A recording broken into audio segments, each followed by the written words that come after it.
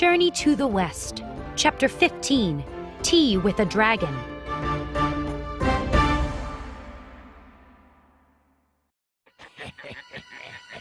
The Tang monk looked at the robbers. He was shaking.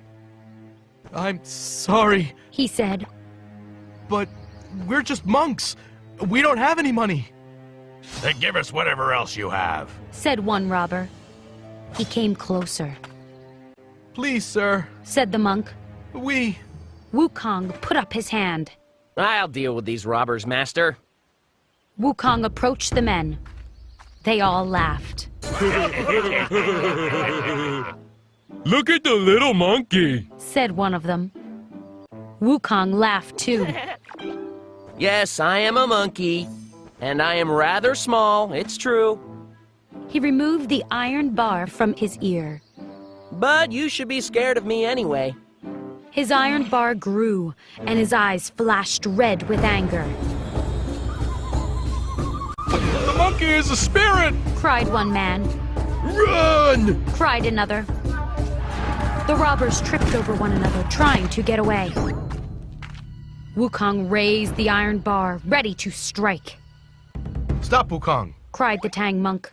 Don't hurt them. Wukong turned around as the men ran away. Why not? He asked. They were going to hurt us. A Buddhist monk never hurts people. Said the monk. I would rather get hurt than hurt someone else. Wukong laughed. That's ridiculous. We should have beaten them up. The Tang monk shook his head. You are cruel and violent, Wukong. Wukong was angry. I just saved your life. He cried. How dare you scold me? He paused. I don't have to accept this treatment. I'm leaving. Wukong leaped into the air and was gone.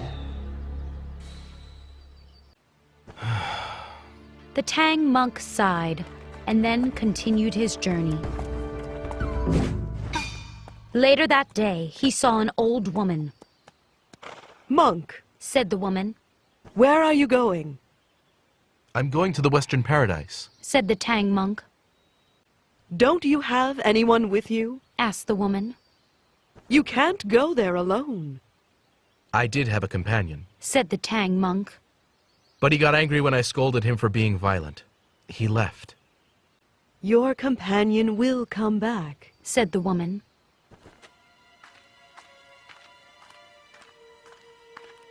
When he does, trick him into putting this on. She pulled a metal headband out of her bag. Whenever he misbehaves, recite the tight headband spell. The old woman whispered a magical spell to the Tang monk. Thank you. Said the Tang monk. But how did you...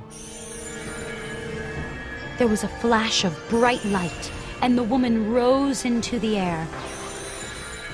The Bodhisattva Guan Yin. Cried the Tang monk. He got down from his horse and bowed.